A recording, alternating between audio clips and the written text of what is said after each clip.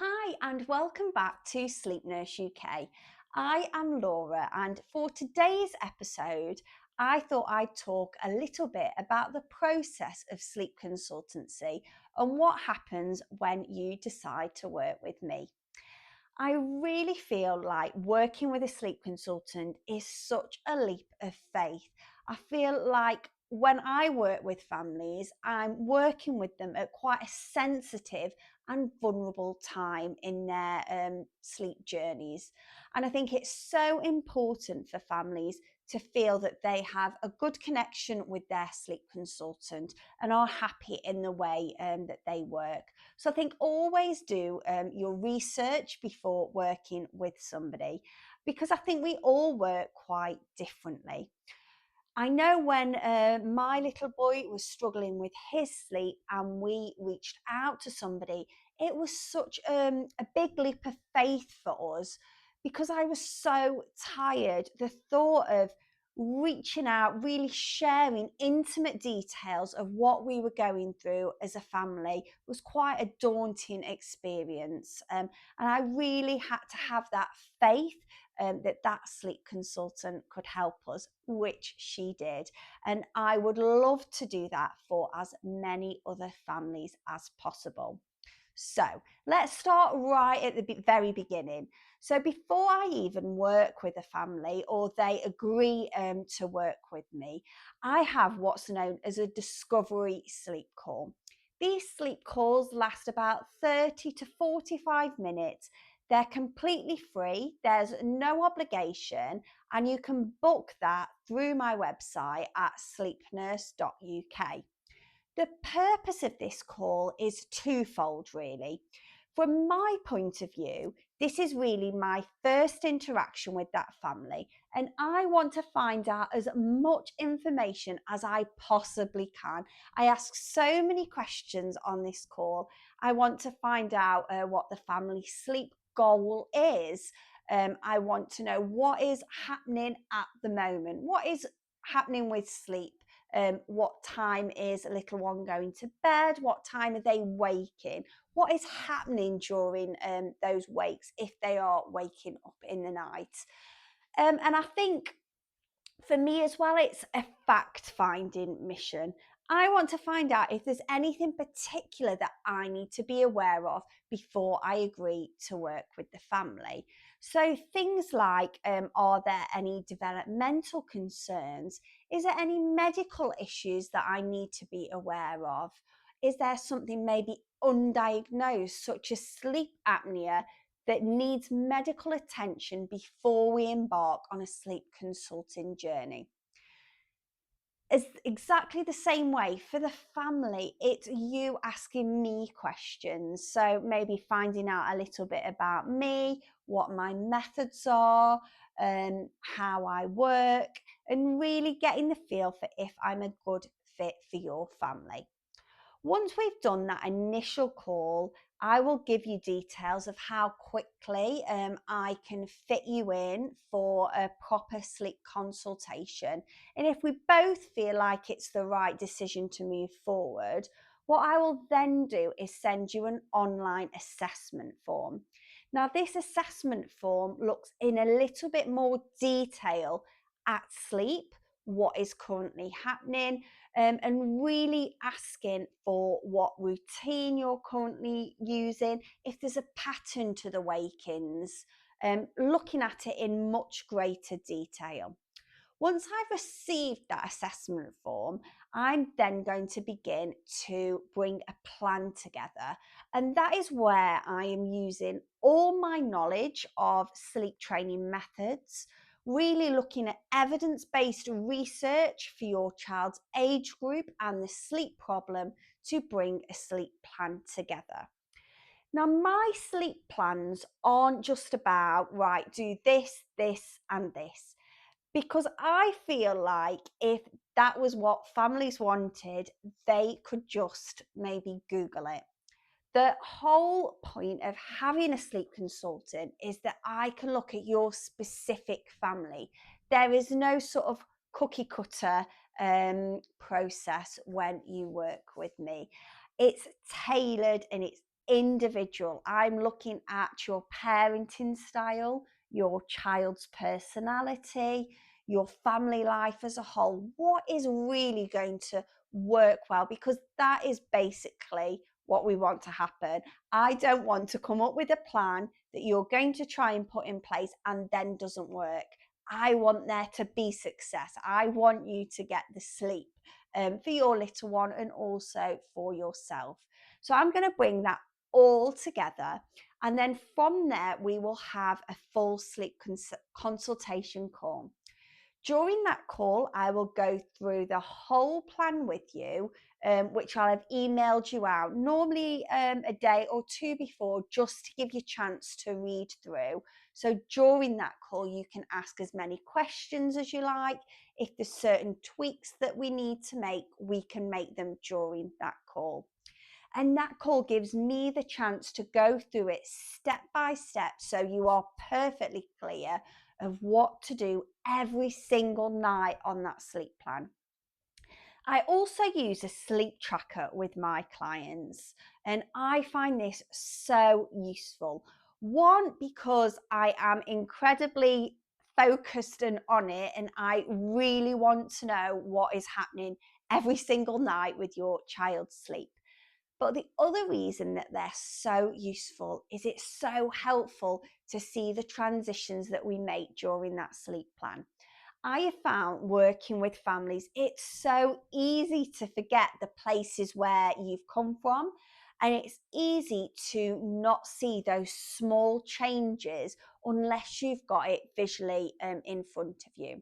So, what the sleep tracker allows the parents to do is record every single time the child wakes, if it's night waking that's a problem, or maybe they're recording how long it takes little one to settle in the evenings, or even what time they wake up if they are an early riser. And it helps us monitor that over the course of the plan. And again, it also helps involve if we need to make certain tweaks as we go along.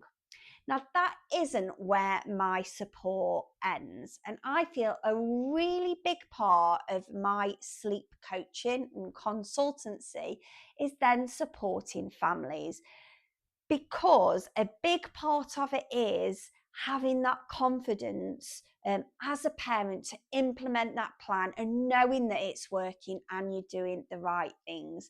So I will do WhatsApp support for families, and I also do further video calls, normally about a week and a half after we've started, and then another one towards the end of our time together.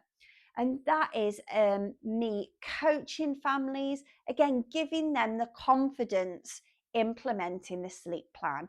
Um, it's such a big thing. And because I've been there, I've been that parent on hardly any sleep. I know what a big leap of faith it can be and a big change it can be to then allow somebody to guide you. So I really want to be there for my families every step of the way, because I truly believe that is the key to success.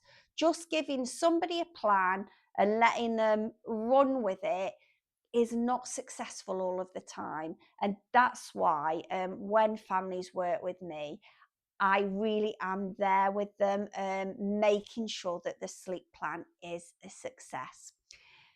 Now, I've worked with a variety of ages so far. Just to give you an idea of some of the things that I've worked with so far, I've worked with quite young children, so from about 5, 6 months of age, who were waking frequently during the night. And we were able to successfully get them to sleep and then just wake for 1 or 2 feeds a night.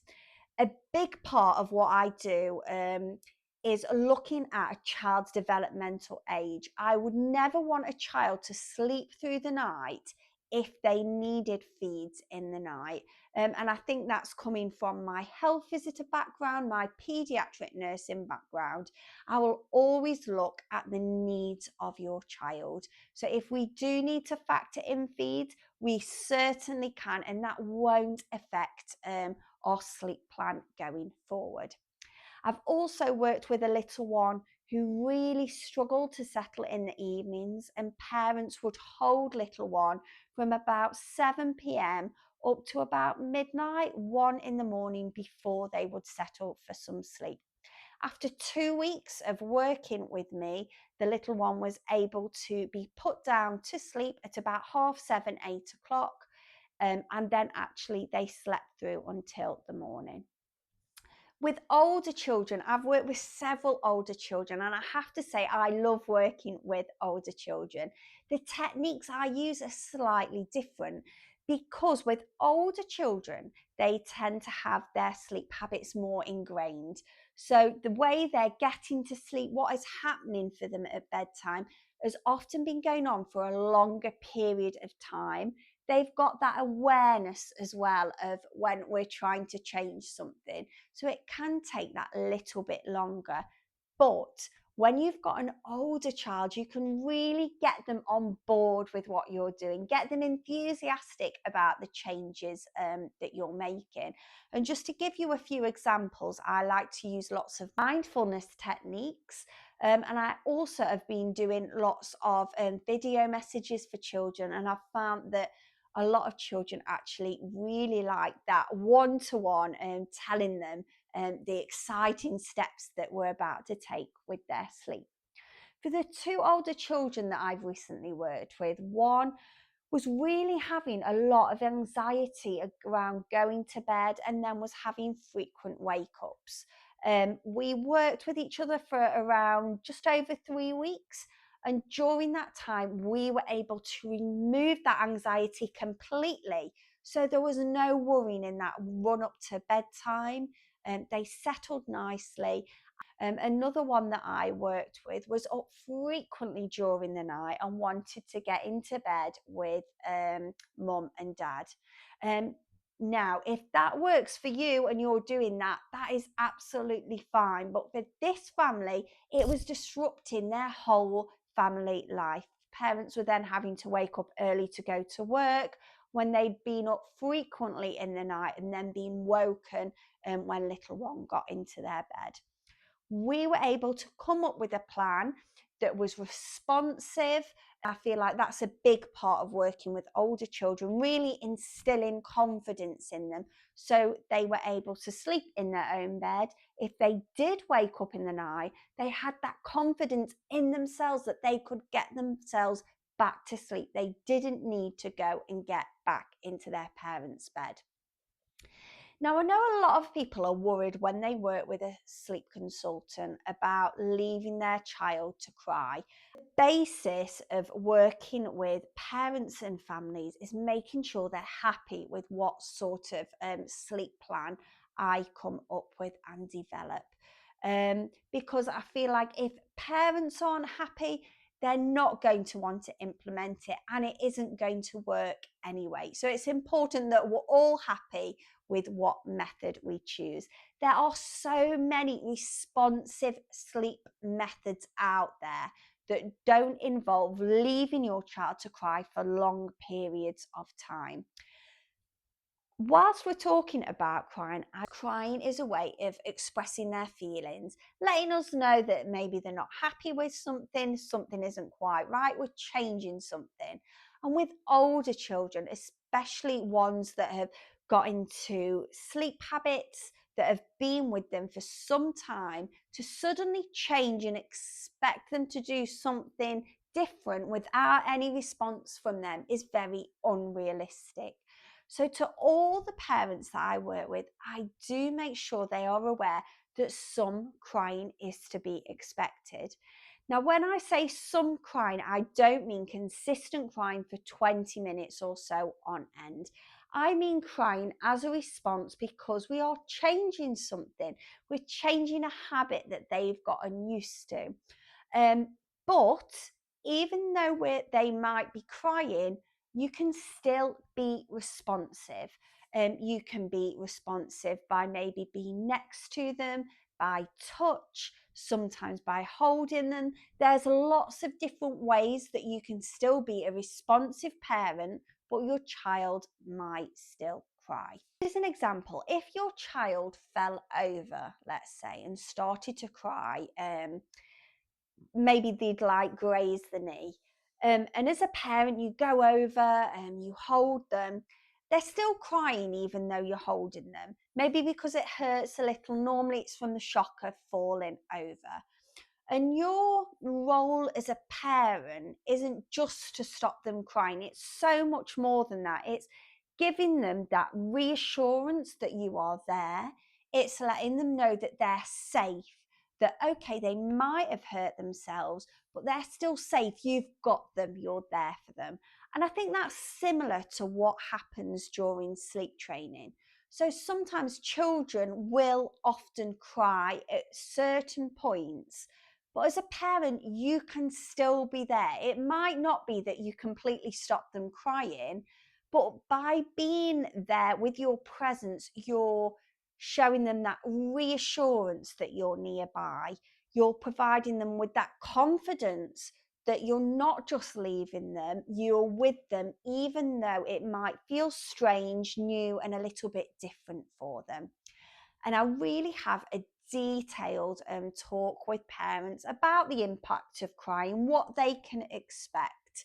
And as I say, that doesn't necessarily mean I'm going to say to them, right, just leave them crying. It's about working with the parent and saying, right, what techniques can we use if your little one gets upset? What can we put in place so you feel happy and also your little one feels safe and secure? So I hope that helps with a little overview of working with me and how I work as a sleep consultant. As I say, I think my background, I qualified 20 years ago now as a paediatric nurse, and I also used to be a health visitor. So working with parents and families is what I know, and I feel that spills over into my sleep consulting. I want to provide the best possible service and outcome for any family that works with me. And my mission is to help parents reclaim restful nights, really, because I've been there and I know how hard it can be when sleep is just not happening for you as a family. If you have any questions about anything that I have discussed in today's video, feel free to leave a comment down below.